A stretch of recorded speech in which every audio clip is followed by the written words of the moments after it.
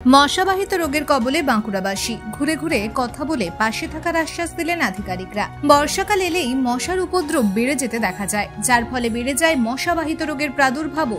এই মর্মেই বাঁকুড়ার জঙ্গলমহলে মাথাচাড়া দিয়েছে ডেঙ্গু ও ম্যালেরিয়ার মতো মশাবাহিত রোগ।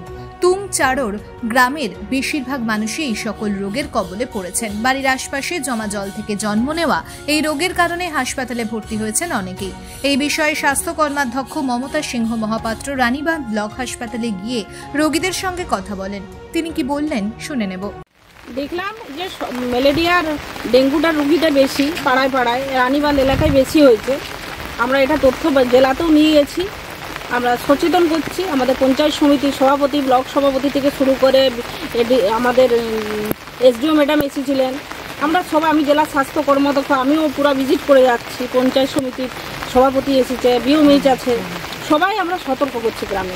মানে মূলত কি সমস্যার জন্য এত এবারে ডেঙ্গি বা ম্যালেরিয়া বাড়ছে রানীবাঁধে, কি মনে হচ্ছে? শুনুন, বিগত 5 বছর এদের হতো মানে 50, 500 এরকম আরো 100-200 করে হতো, কিন্তু মিনিমাম 2 বছর কম ছিল। এবছর আবার দেখা গেছে মিনিমাম এদের জঙ্গল এলাকার জন্য। রানীবাঁধ এমনিতেই জঙ্গল এলাকা। কি কি পরিকল্পনা নিয়েছেন আপনারা এই ডেঙ্গিকে প্রতিরোধ করার জন্য?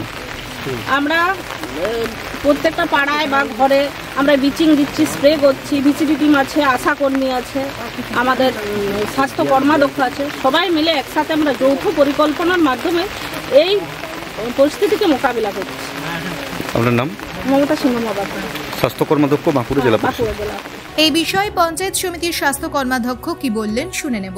দেখুন, রানীবাঁধ তো জঙ্গলমহল এলাকা, এখানে গাছপালা সংখ্যা অনেক বেশি।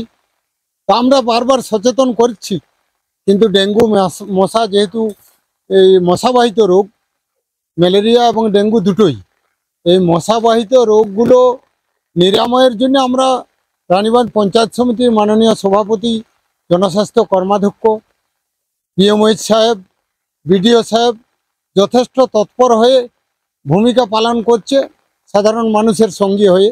কিন্তু এই যে মশার কামড়ে এই রোগগুলো হয়, এগুলো সত্যিই গত বছর বীরখামে পাশের গ্রামে হয়েছিল, আমরা এসেছিলাম বারে বারে।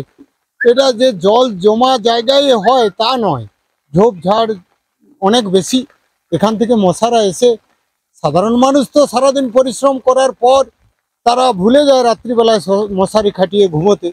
আমরা সচেতন করেছি যাতে এই ধরনের কাজ করবেন না, আপনারা সকলে মশারি খাটিয়ে ঘুমন এবং এলাকাকে বাঁচান।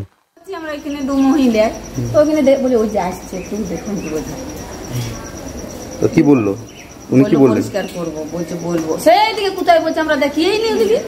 ওইধারে কোন দিকে চলে যায়, যারা রোগী যদি পড়ে যায় তাহলে অত দূর যাবো কি করি আমরা? বেডের থেকে যদি রোগী পড়ে, দেখি ঝোড় জঙ্গল পরিষ্কার না হলে কি এরকম মশার কামড় খেতেই হবে আপনাদের? হবে কি মশা কি খেতে? এমনি সরু রাস্তা, এত বড় বড় ঘাসগুলো এরকম ঝুঁকি আছে, আর সেইটার ভিতরে যদি সাপ থাকে। সব লোকের তো মহিলা লাইট নেই, আর সব লোক তো ফোনে লাইট করতেও জানে না। এই যেমন আমি এই ফোনের কিছু জানি না, লোককে বলবো কেন?